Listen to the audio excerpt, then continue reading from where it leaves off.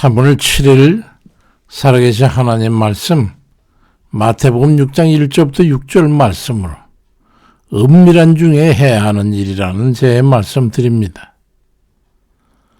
혹시 도둑질 해보셨습니까? 지금은 초등학교라고 그러지만은 저희 소시적에는 국민학교라고 했었거든요. 그 국민학교 시절에 세 분 숙부님 댁을 저는 전전하면서 학교 다닐 때인데, 글쎄 두 번째 숙부님 댁에 얹혀 살 때야 6학년인가 그래요.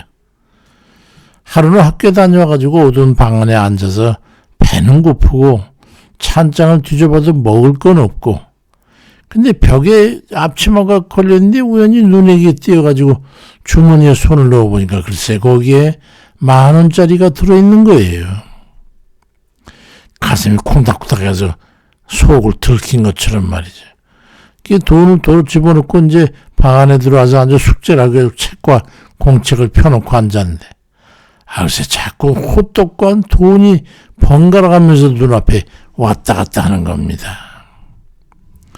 숙제는 안 되고 호떡은 점점 더 커가고 나중엔 호떡 냄새까지 나면서 배가 너무도 고픈 거예요. 그래서 그날 결국 도둑질을 하고 말았죠. 호떡 10개, 또 오징어 튀김 10개, 그리고 또 뭐 다른 건데 기억은 안 나지만 어쨌든 그렇게 사서 잔뜩 봉투에 싸가지고 철길을 걸어가면서 그걸 혼자 다 먹어 치웠어요. 너무도 맛있게 배불리 먹긴 했는데, 글쎄 그날 저녁에 섣부른 도둑놈은 발각이 나서 숨겨두었던 거시림돈은 다 토해내고 2시간 동안을 손을 들고 무릎을 꿇고 앉아서 벌을 서고 다시는 도둑질하지 않겠다는 고백을 수도 없이 하고 나서야 겨우 잠자리에 들 수 있었습니다. 나중에 세월이 흘러보니까 누가복음 8장 10절에 숨은 것이 장차 드러나지 아니할 게 없고 감추인 것이 장차 알려지고 나타나지 않을 것이 없느니라 말씀하는데 과연 그렇더라고요. 은밀한 중에 하는 것도 드러나지 않을 것이 없다는 것을 알게 됐죠. 근데 주님께서 그렇게 은밀한 중에만 하기를 그렇게 권하는 게 있었어요. 의를 행함과 구제와 기도가 그것입니다. 왜 그렇게 말씀하신 걸까요? 그 이유는 그렇게 의롭고 선하고 아름다운 행위를 행여 인간의 허례와 허식 그리고 호의와 거짓 위선으로 인해 가지고 추한 것이 되지 않도록 하기 위해서입니다. 왜곡돼서는 안 된다는 거죠. 믿음의 사람들이 행하는 믿음의 행위 중에 가장 의롭고 하나님께서 많이 받으실 만한 그런 행위가 아니겠어요? 근데 그를 통해서 하나님께서 영광을 받으시고 인간을 하여금 그런 의로운 행위를 인해 얻게 되는 공덕을 세상적인 걸 하락시키지 않게 하기 위해서 하나님께서 그리 하신 거예요. 주님 통해서 말이죠. 첫째는 의를 행하는 겁니다. 마태복음 6장 1절에 사람에게 보이려고 그들 앞에서 너희 의를 행하지 않도록 주의하라. 그리하지 않으면 하늘에 계신 너희 아버지께 상을 받지 못하느니라. 그리 말씀하고 있어. 사람의 의로서 드러나게 되면 하나님께서 그에게 상을 주시려고 해도 헛된 것이 되고 말 것이 아니겠어요? 두 번째는 구제입니다. 마태복음 6장 22절과 4절에 그러므로 구제할 때에 외식하는 자가 사람에게서 영광을 받으려고 회당과 거리에서 하는 것 같이 너희 앞에 나팔을 불지 말라. 진실로 너희에게 이르노니 그들은 자기 상을 이미 받았느니라. 너는 구제할 때 오른손이 하는 것을 왼손이 모르게 하여 네 구제함을 은밀하게 하라.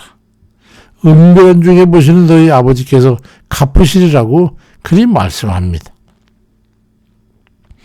이러한 의로운 행위가 사람과 하나님의 괴름이 되지 않기 위해서는 하나님 앞에 향한 것이 되어야 하기 때문입니다.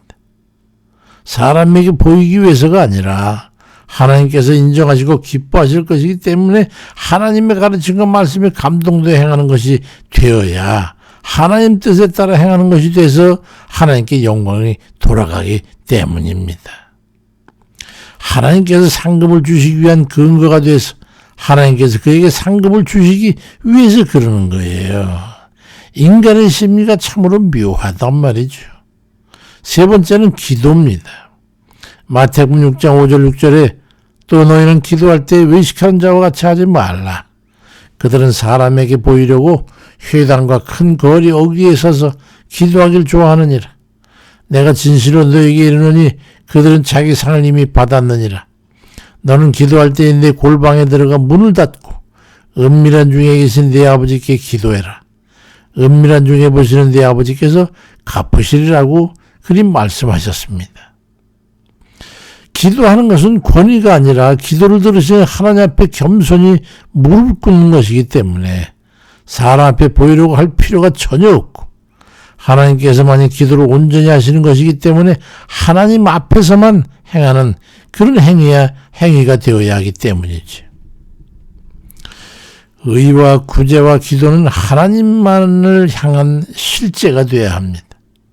우리 그리스도가 근자에 이르러서 권위와 허세를 부리는 권위주의적인 그런 종교로 인식되게 된 원인이 어디 있다고 생각하십니까? 주의 말씀을 지키지 않고 공공연하게 행한 그 행위의 드러남에 그 원인이 있다는 것을 생각해 보셨습니까? 의를 행함과 구제함과 기도함에 있어서 사람 앞에 드러내고자 하는 그런 숨은 욕구가 세상 사람들에게 드러나서 눈에 보이게 되었기 때문입니다. 의와 구제의 대표적 행위인 교육기관이나 설립, 양론이나 교육원, 보육원, 모자원 등의 이런 구제기관이나 봉사기관을 운영하는 그 주체가 대부분 기독교 아니었겠어요? 근데 그들은 주는 자로서 은연중에 거만하게 보였고 때로는 안 되는 건 안 된다고 거부해야 됐고 때로는 적고 많고를 분별하기 때문에 통제하게 되고 제지하는 그런 태도로 드러날 때가 많아지면서 그 반대의 수혜자들은 부끄럽고 수치스럽고 자존심 상하는 그런 굽힘과 순종을 강요받게 됐단 말이죠. 그러니 감사의 조건이 되어야 함에도 불구하고 불만과 부족함과 자존감이 상하는 그런 경험을 하게 되고 돌아갈 때 그리 된 거지. 그러니 감사한 마음보다 불만과 상한 마음을 가지고 돌아가 그들을 비난하지 않았겠어요? 그런 세월이 적지 않이 지나가면서 공격의 대상이 되게 된 겁니다. 감사한 마음으로 받을 수 있도록 남에게 주기가 얼마나 어렵다는 것을 잘 알지 못하는 사람들이 우를 범했기 때문이에요. 받는 사람이 만족하게 주기가 너무나 어렵다는 것을 간과하는 것입니다. 하나님 앞 외에 사람들에게 은밀한 행위가 되지 못할 때 결국 사람들에게 영광을 얻지 못하게 되는 것입니다. 지금도 이스라엘에 가면 무너지고 남은 예루살렘 성에 머리를 짓지으며 머리와 손목에 목갑을 묶은 채 기도하는 이들을 볼 수 있습니다.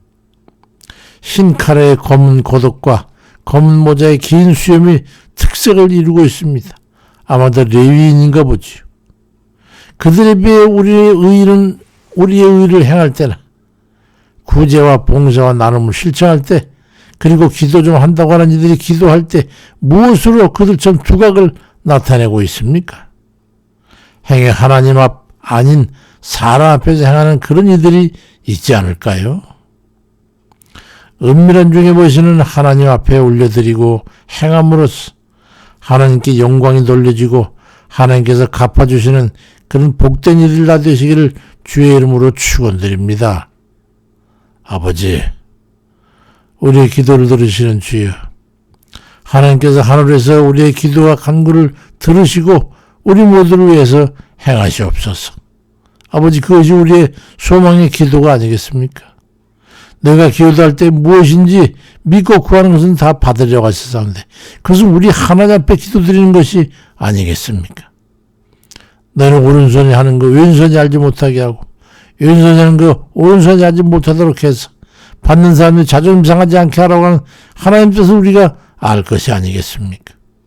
아버지, 행여나 우리가 그런 것을 잊어버리고 또 때로는 알면서도 자칫 실수로 해서 그런 것을 어기는 것은 아닌지, 마음은 지금 다르지만 행함이 그들에게 그걸 느끼게 할 때 우리 은밀하게 하지 못한 그런 것들로 인한 결과가 아닐까요, 아버지. 다시 한번 우리가 깊이 생각하고 깨달아서 행하는 저희들에게 아버지 인도해 주시오. 그래서 하나님 영광 가리지 않고 오직 하나님께만 드리는 그런 제사가 되게 하옵시고 감사가 되게 하시고 아버지 우리가 애쓰고 수고하는 것이 되도록 역사해 주옵소서. 기도는 당연히 아버지께 드리는 것이 아버지께만 드리는 것이요. 아버지 세상에 드러날 것도 없음에도 불구하고 우리의 그런 모습들이 행여나 우리의 말과 행위 속에 드러나지 않는 것인지 돌아보고 다시 한번 경계를 삼을 수 있도록 인도해 주옵소서. 아버지, 병든 이들 아시죠, 아버지. 이렇게 세워주시고 힘주세요. 실패하고 낙심하고 아버지 때는 고통 중에 있어서 걱정 염려 가운데 아버지께 구하는 그런 이들 아버지 기억해 주시고 절대로 아버지 잊지 마옵시고 속히 그들을 들으셔서 역사해 주옵소서. 아버지, 이제 봄이 온데 모든이 다시 한번 영적으로나 육적으로 소생하는 철되게 하옵시고 모두에게 주님 건강을 허락해 주셔서 흩어짐이 없게 하옵시고 강건케 아버지 붙잡아 주옵소서. 우리 연약함을 아시는 주께서 우리의 간구를 들으시고 아버지 우리의 고통 중에 있지 않도록 하나님 붙잡아 주옵소서. 무죄한 저희들을 깨우쳐 주시고 지혜와 명철로 대해 주옵소서. 감사드리고 예수 그리스도의 이름으로 기도드립니다. 아멘입니다.